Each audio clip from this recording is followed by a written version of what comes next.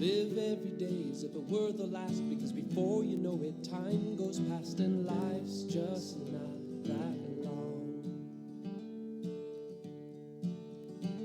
Tell all you love that you love them so, because even if you do, they might not know, and one day we'll all be gone.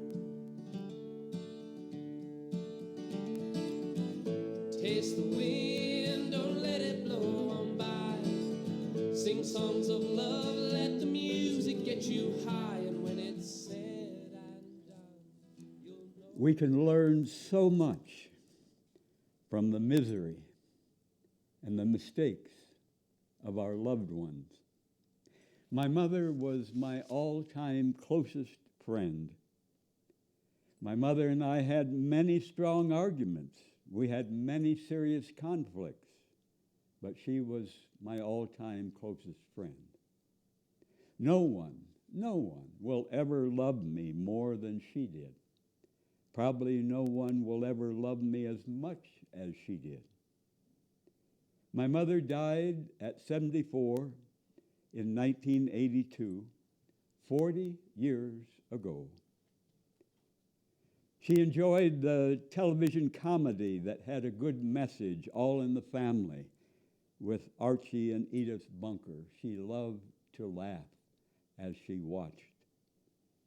My mother loved beautiful, heart-touching music. My mother loved to give to other people. Giving was her habit. Her high was giving. My mother supported marriage between whites and blacks, but sadly she did not live long enough to see her oldest grandson, Daniel, marry the black woman, Bonita, and to see their 3 children, now adults. My mother taught me to stand up for what is fair and what is right. She was glad to see herself in her wheelchair on television news at a protest demonstration when she was 71 years old, visiting me here in Albuquerque. My mother expressed her deep feelings, sadness, anger, love, passion. My mother was smart in many things. She was very honest, a conscientious secretary in our family's business. She remembered many telephone numbers, and like millions of women, she yearned for passionate romance, but was not in love with her husband, my dad, for most of their 48-year marriage. If she ever was, I'm not sure. When she married at 26 years old, she weighed 98 pounds. She was lean, very active, physically, there on the Illinois farm where she was born, where she lived all her life, the farm where my brother and I grew up, 100 miles west of Chicago. Until I was born, when she was 38, she drove tractors and trucks, milked cows. At 26 years old, weighing 98 pounds, how could she have imagined weighing 270 pounds in her 50s? At 26, weighing 98 pounds, how could she have imagined having huge legs, filled with fluid because of heart and kidney disease? My mother loved children, but she hated having children stare at her huge legs. She wore long dresses to hide her huge legs. She did not go to doctors for many years. She was afraid they would find cancer. Her mother, my granny, died of cancer in her liver and bowel. And walking a short distance became work for my mother. She no longer washed most of her body. She sat in a chair to sleep, slumped over, because her back hurt her bad when she got up if she would lie down at night. Maybe that was kidney disease coming on. She died of kidney disease. For many years, my mother got almost no sunshine. And sadly, like millions of people, she ate almost no raw greens. Besides many bananas, my mother ate almost no raw food.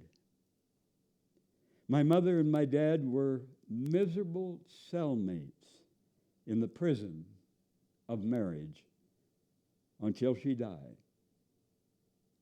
48 years. And much of the time, it was emotional war. If I had been my dad, I do not know how I could have coped being married to my mother. If I had been my mother, I do not know how I could have coped being married to my dad. I wish so much they had parted peacefully or had never married. They might have been very good friends, if not married to each other. My mother said about my dad and my brother, they think I don't know anything because she was a woman. After I told her when I first had sex with any man when I was 31, she feared losing her closeness with me if I would have a long-term lover companion. My mother had lost her closeness with my brother when he got married at 20 years old. I have only one brother, no sisters. My brother was almost 11 when I was born. My mother was 38 when I was born. And after that, she got fatter and fatter and fatter until 270 pounds in her 50s when I was a teenager. How did my brother feel seeing his very active, lean mother become so fat, so trapped in her sick body? Mother deeply loved both him and me. And the only poem she ever wrote was about my brother. And I do not know if he realizes to this day, and he is living on his farm in Illinois, 87 years old. I do not know if he realizes how much she wanted to stay close to him after he married, to have heart-to-heart conversations. I wonder if he realized what he missed. I never remember seeing my mother run, never once. I never remember seeing my mother even walk long distances. Now, she was an excellent secretary, many years, long hours, in the office, often from 8 or 9 in the morning until 6 or 7 or later in the evening, but very little exercise. The fatter she got, the less she felt like moving her body. And for many years there at the office, there was no indoor toilet. So she held her shit, she held her piss, very unhealthy, very unhealthy. I do not know how I would have coped, trapped in her sick, fat body. And she hated going to our country church where she was a faithful member. She hated going there on Easter because she saw other women dressed in new spring clothes, and she certainly was not. Her body became the enemy. Her body became the torture chamber of her young at heart, full of life, passionate spirit. I think my mother and my dad seldom, if ever, had sex after I was born. My mother yearned for passionate romance for over 30 years. And like millions, she was starved for hot romantic sex. So sadly, she became severely addicted to sugar shit at night before sleeping. A slow poison substitute for the hot romantic sex she yearned for and did not have. She and I both were severely addicted to slow poison sugar shit, ice cream, cake, cookies, candy. When I was a kid and in my 20s, I saw the hell she suffered, and I woke up. How did my mother feel seeing neighbor women there in farm country walking miles and gardening, and she not able to do so anymore? How did it feel for her?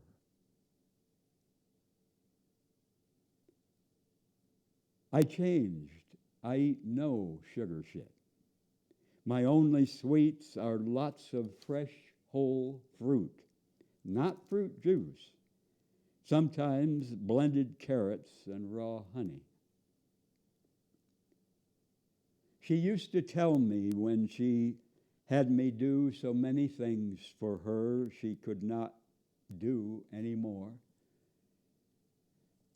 She would say, I would not ask you if I could do it myself. She said to me, someday you will understand. I've learned so much from the misery and the mistakes of both my mother and my dad. I have treasured sex and romance with certain men, but I am so glad I never got married to anyone. I speak about the suffering of people being fat. Yes, instead of saying heavy or overweight, I refuse to dance around the very serious problem of being fat. I believe in telling it like it is. And if I can help anyone avoid getting fat, or if I can help anyone lose their fat and get lean and healthy and to enjoy their body until the day they die, I celebrate. We can wake up. We can change. I have no desire to get married to any man on earth. Romance, yes. Hot sex, yes. Marriage, hell no. And I do not want to add 1 pound of fat to my body. Every pound of fat, more than our ideal, lean, healthy body weight, puts more strain on our knees, our ankles, our hips, our back, our heart, our lungs, our liver, our kidneys.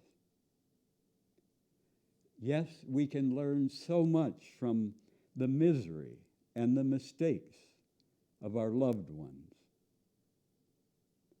And anyone who wants to lose fat will lose fat by eating only raw plant foods. Greens, seeds, nuts, vegetables, fruit, no cooked food, no meat, no dairy, no booze, nothing containing sugar or artificial sweetener. Anyone who wants to lose fat will lose fat by eating only raw plant foods. I know of one man who lost 130 pounds. I saw the tragedy of staying stuck in a marriage, miserable, for both my parents.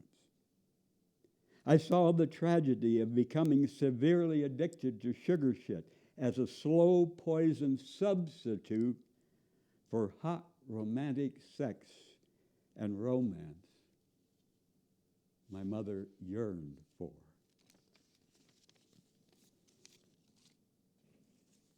How deeply indebted I am to her and to my dad and to a multitude of people who have taught me, loved me, and inspired me. The poem War by Peace Pilgrim. On the scarred battlefield where they forced me to go, I met a man that they said was my enemy, and I ran him through with my blade. And when I pulled it out and his blood gushed forth, I was suddenly filled with racking remorse. I have killed a man, I said. He was slim and youthful and frightened like me, not a devil, as they said he would be. They sent me to kill you, he sighed. By God, I wish you had done so, I swore. Why, I don't even know what I'm fighting for. Nor I. He breathed and died. The poem War by Peace Pilgrim.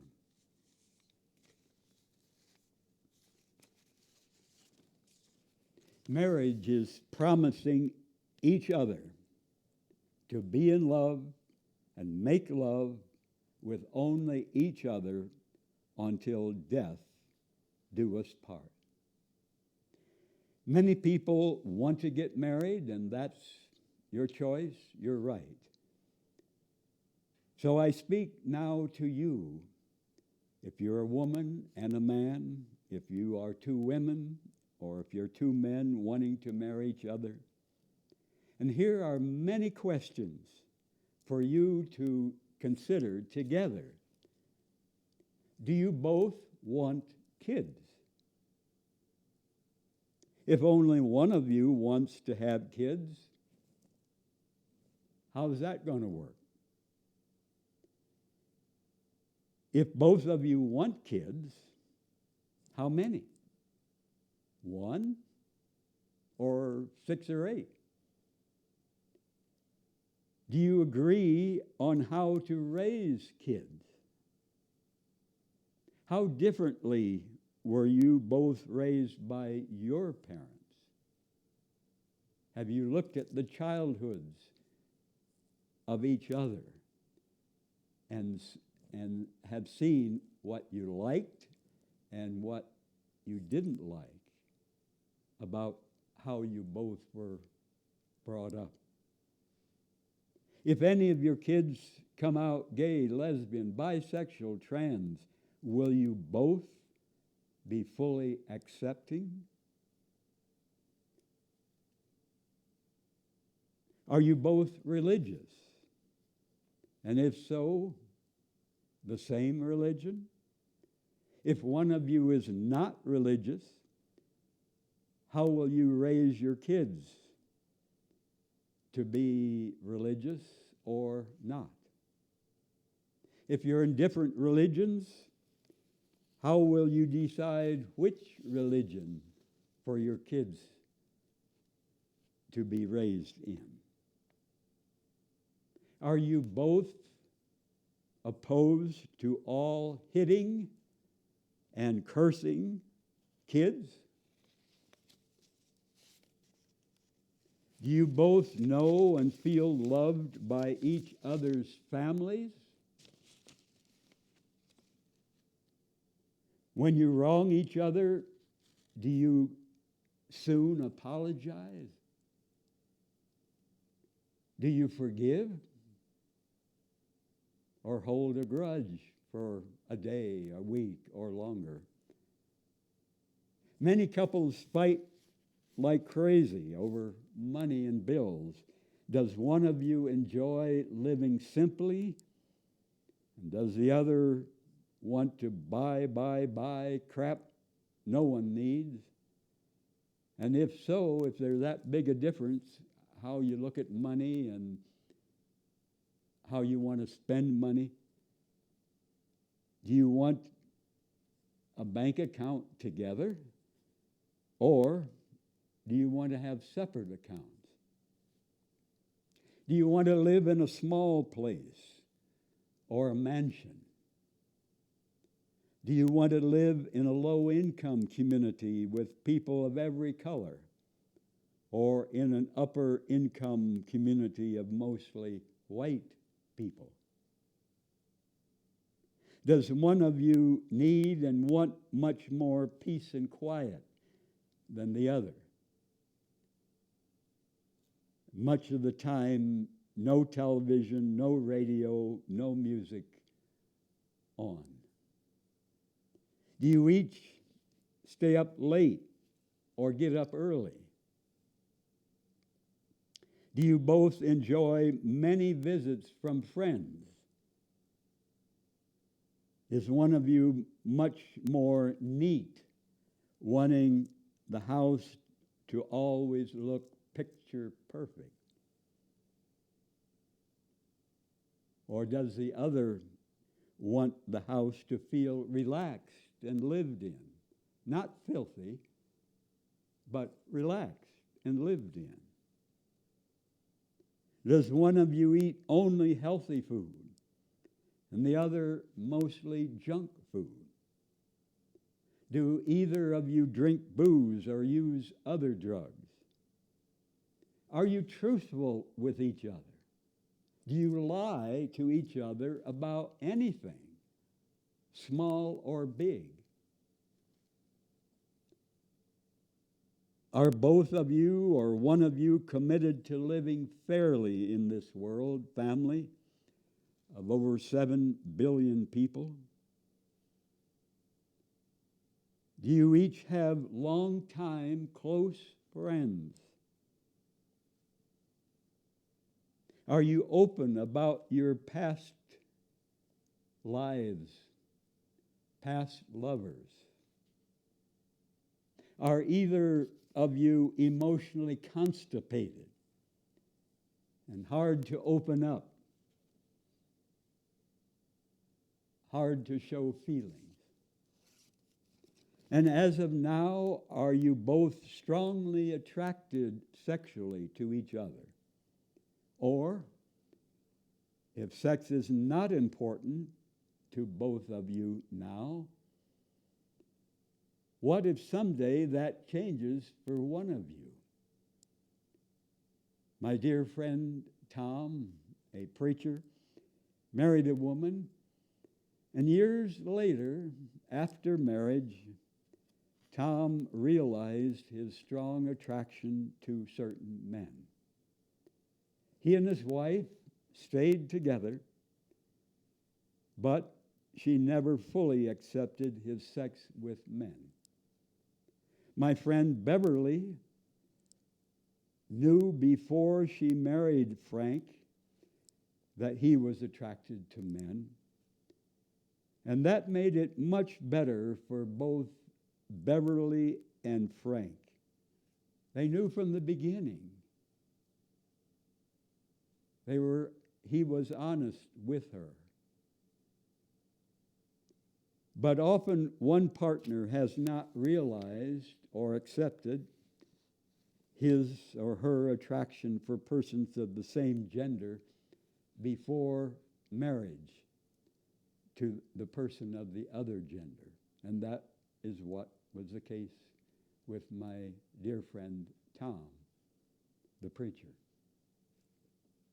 If either of you see or meet someone you feel sexually attracted to, do you feel free to tell each other, even if you do not have sex with that person that you saw or you met?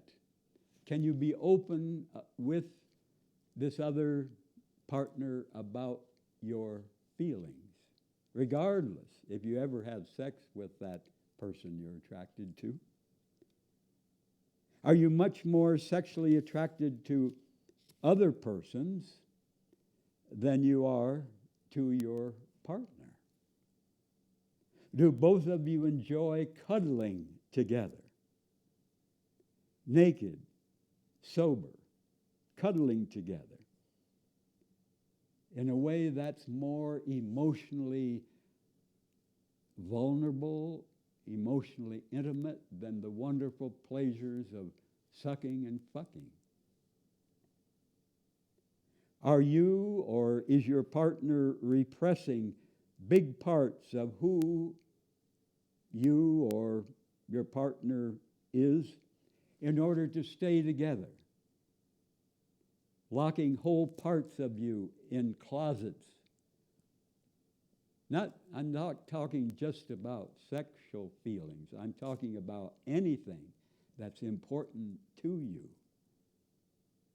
Do you feel you have to lock that away in a closet from your partner?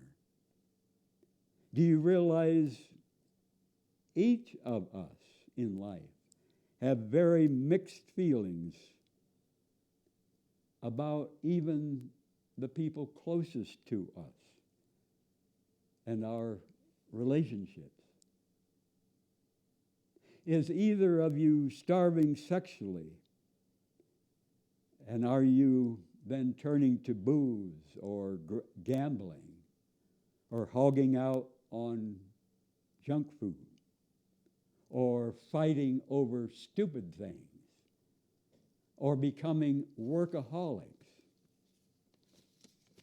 So often, when people are starving sexually, they get addicted to so many other things, from fighting with each other, to sugar shit, to booze, to gambling, to buying like crazy stuff nobody needs, becoming workaholics.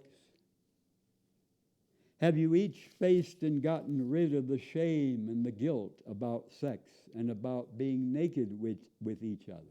With the lights on, can you be absolutely free to be naked with each other in broad daylight or at night with the lights on? Or do you have shame about your naked body? Shame and guilt that you may have been taught as children and never recovered from. Living together, married under the same roof, can destroy many friendships, can harm many friendships.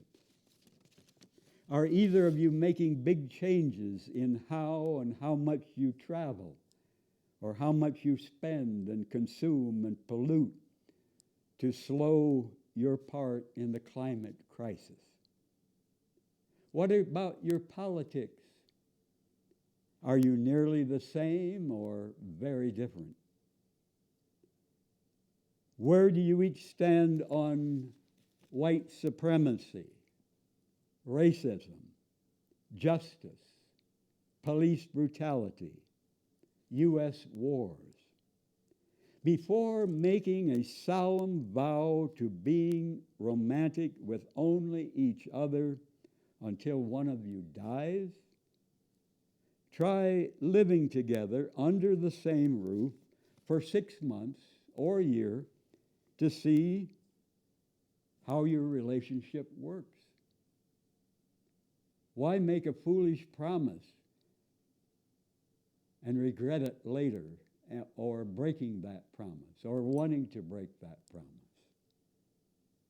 Is either of you very insecure and jealous? Do you prefer to sleep in the same bed or in separate beds? If someday you separate, do you each refuse now to blame it all on the other person? If someday you separate, do you refuse to see and speak about the other as a devil? Is there anything about yourself that you're afraid to tell your partner? Anything about yourself that you're afraid to tell your partner? Is there any question you're afraid to ask your partner about his or her past life, past relationships, beliefs, feelings?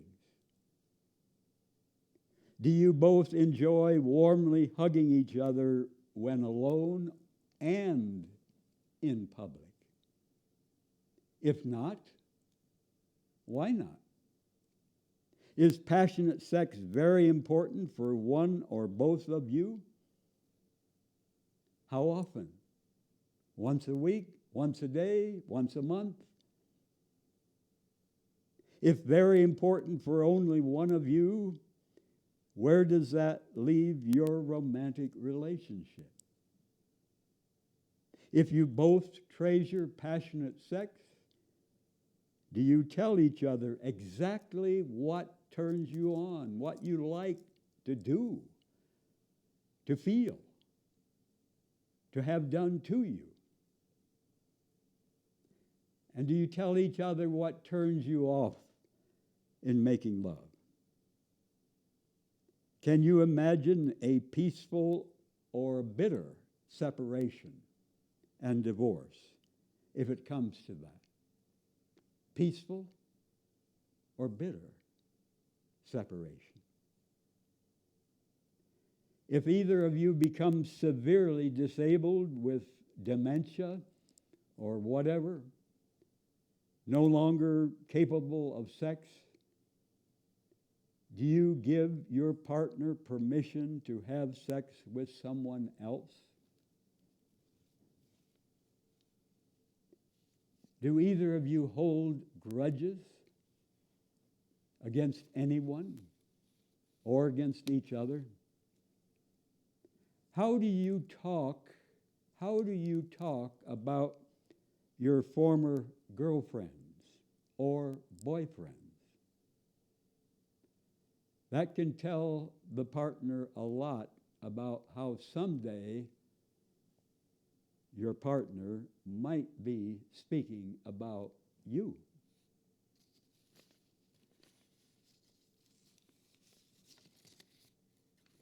I treasure passionate romance with men. I treasure hot, affectionate sex with a healthy man who has no shame, no guilt about sex with men, a man I'm attracted to and who is attracted to me. But I do not want to marry any man, no matter how much I'm in love with him, no matter how strongly attracted I am to him. I can be openly and deeply in love with more than one man at the same time.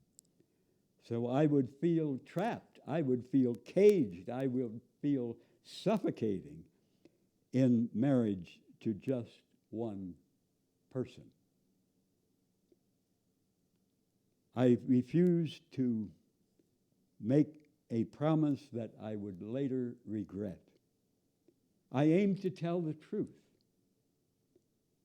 I aim not to make a foolish promise that I would want to break.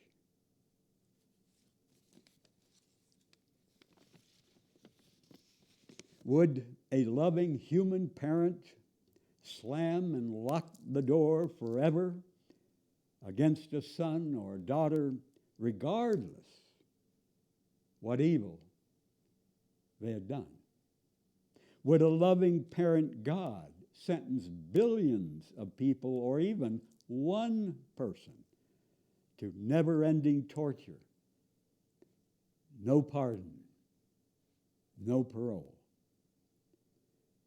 I no longer believe in God, but to all who believe in a loving parent God, do you believe in hell? Torture forever. No pardon, no parole. I would never want to spend eternity with such a damn cruel monster God. I've never met anyone in my life that I could say for sure, no matter how much better brain chemistry, no matter how much better parenting he might have received, no matter how much love, time, and truth that person would forever refuse to wake up and choose good instead of evil.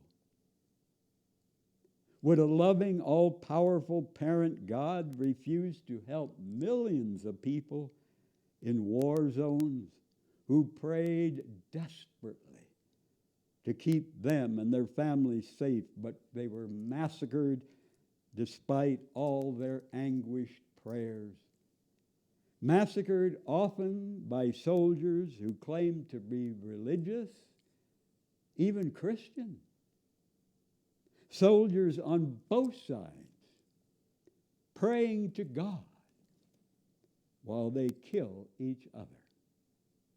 Soldiers on both sides believing their noble, patriotic duty, approved by God, was to go murder their enemies when their government told them to.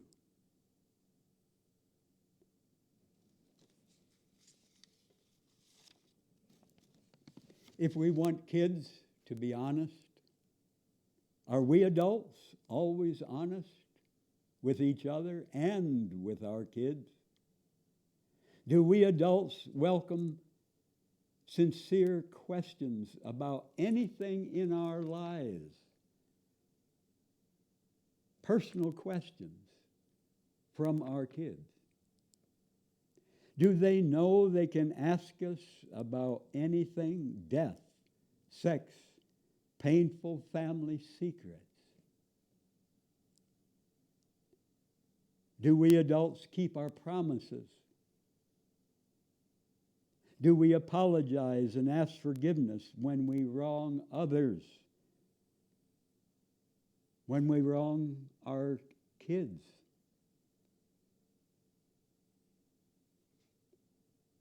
Do we warmly hug all who want our hugs, women and men, young and old?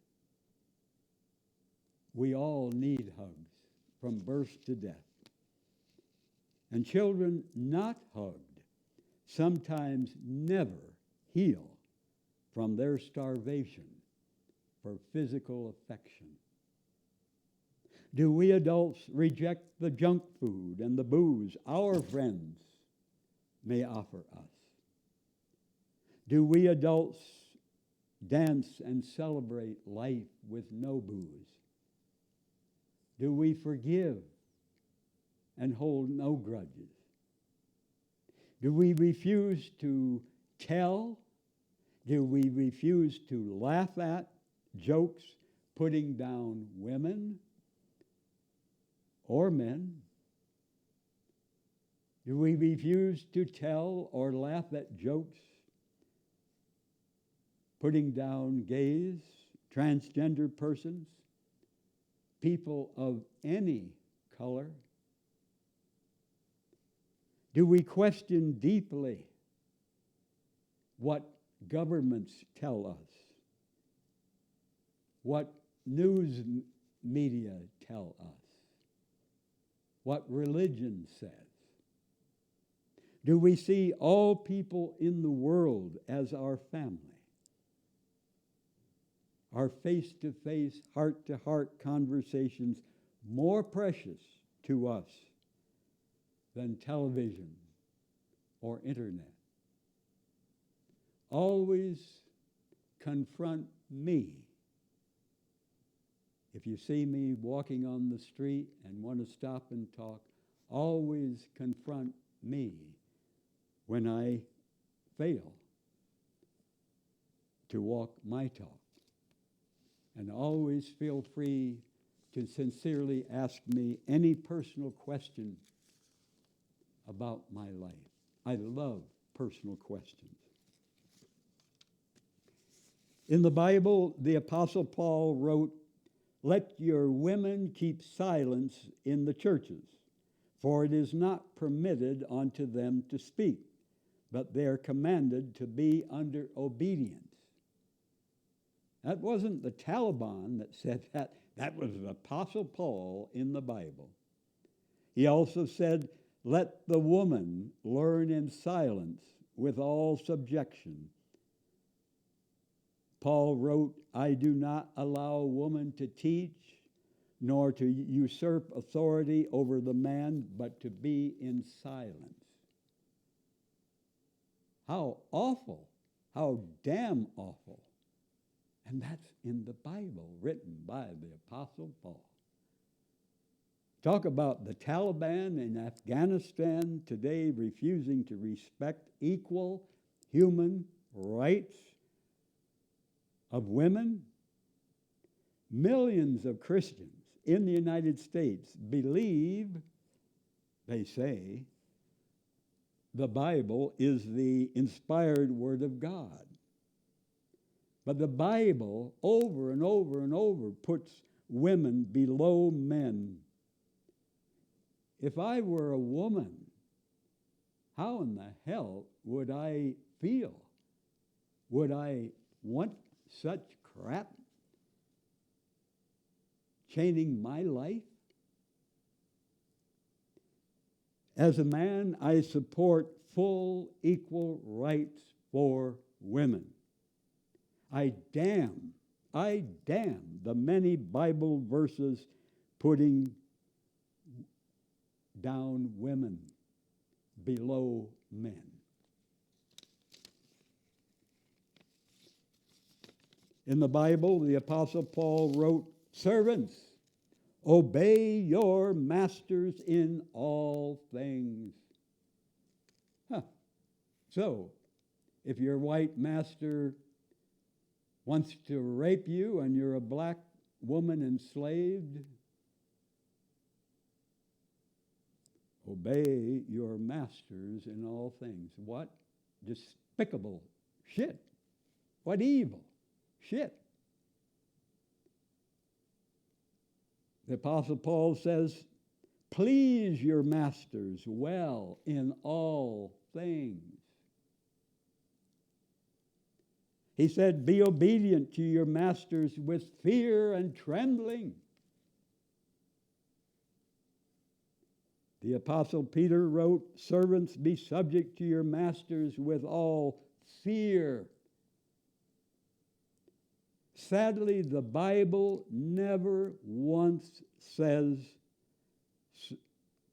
slavery is always evil. And many white masters in the South who bought, sold, and owned enslaved black people were very faithful church members. And they believed God did not condemn slavery. The Bible says, servants, obey your masters in all things. So if the white master beats your black brother for learning to read, if the white master rapes your black mother, obey your masters in all things. What would black women activists who risked their lives back then to take enslaved black people to freedom, what would they say about this evil garbage in the Bible? Women like Harriet Tubman, Sojourner Truth. I wonder if they knew these awful verses in the New Testament, in the Bible, that were used by whites to justify enslaving their black brothers and sisters. In the Bible, the Apostle Paul wrote, let every soul be subject unto the higher powers, for there is no power but of God. The powers that be are ordained of God. Were Roman emperors who threw Christians to the lions ordained of God? Were the Nazis that mass murdered millions of Jews and gypsies and gay men and communists and handicapped people ordained of God? What crap! Was the U.S. government that stole the homelands and mass murdered Native Americans ordained of God? Was the U.S. government that has murdered millions of people in Vietnam, Iraq, Afghanistan, and dozens of other nations ordained of God? I mean, do people sitting in churches Sunday after Sunday, Catholic or Protestant or whatever brand, do they think when these scriptures are read by their priest or preacher? Was Stalin ordained by God? Was Hitler ordained of God?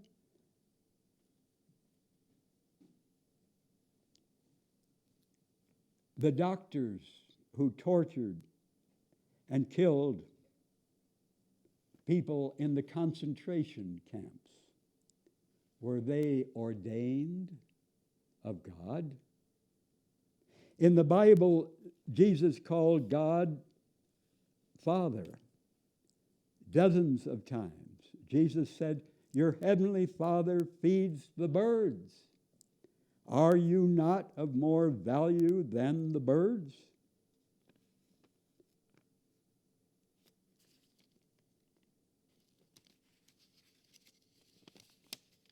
Jesus is saying we can trust God to feed us. Well, that ain't true. Think of the millions of people for thousands of years, people of all ages who have starved to death, crying out desperately to the heavens for food. Many of them begging God for help as their babies died of starvation. If Jesus said those words, he was severely out of touch with reality. False advertising for God. Jesus said, according to the Bible, not one sparrow will fall to the ground without your Father's will. You are of more value than many sparrows. Are the many atrocities suffered by millions throughout history, according to God the Father's will? And sadly, as a sincere young Christian preacher 56 years ago, I did not question deeply these things. This poison crap in the Bible.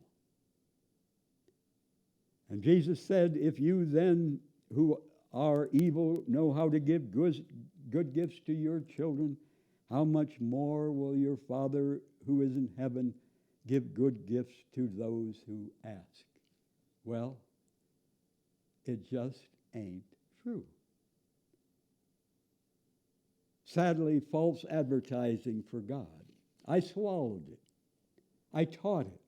I preached it. And I thank many people who helped me open my eyes on my long, very long journey away from religion. Now, I wish we had a loving, fair, all-powerful parent God who helped all people who prayed for help. But all the wishing in the world cannot make it true. If God did not hear and help millions in the Nazi concentration camps, those going into the gas ovens, why would I expect God to help me?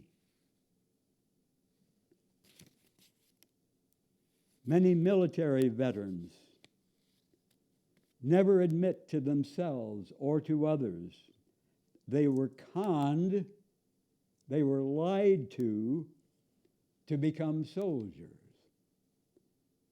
And many people of whatever religion, not just Christianity, many people of whatever religion never admit to themselves or to others they were conned to become religious, to swallow bullshit.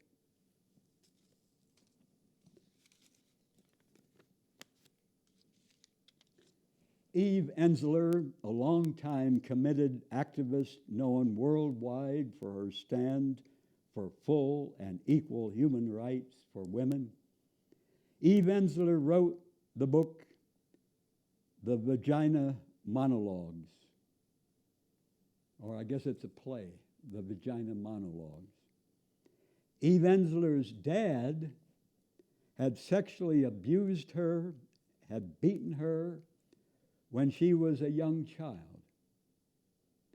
And Eve Ensler wrote the 2019 book, The Apology, as if she were her now dead father, trying to understand, trying to explain the evil he did to her. Not to pretend that the evil he did to her was okay. No, no, no, no. And not to justify or approve the evil, but to understand and explain why he did what he did to Eve Ensler, his young daughter. Her father was not born evil. No one on earth is born evil. But we all can be strongly influenced, even in the womb, by what our mothers are going through, whether it be happiness or hell. And of course, after we get out of the womb, the war in the home or the love in the home. Eve Ensler said that writing this book, The Apology, that came out in 2019, helped her greatly to forgive her now dead father and to heal from that awful abuse that she suffered as a young child. We cannot be free when we have someone chained inside us, in our memory. We cannot be free if we refuse to understand and to forgive them who have hurt us the most. I urge you, if you have deep hurts that loved ones close to you committed, read that book by Eve Ensler, The Apology. Get it from the library. An estimated $1 million or more in lifetime costs per person connected to smoking cigarettes. The cost of the cigarettes and the huge medical bills for treating the lung cancer, the heart disease, strokes, many other awful conditions caused by smoking cigarettes. Of all 50 states in 2020, New Mexico had the highest rate of deaths connected to damn booze. I drink no booze, but I'm glad to tell you all I drink my fresh piss. It has been practiced for health for thousands of years, at least 5,000 years in India, 9,000 years in Mexico, by multitudes of people across the country. Good night. Tell all you love that you love them so, because even if you do, they might not know, and one day we'll all be gone. Taste the wind, don't let it blow on by. Sing songs of love, let the music get you high, and when it's said and done, you'll know the sun will shine on. And when it's said and done, you'll know the sun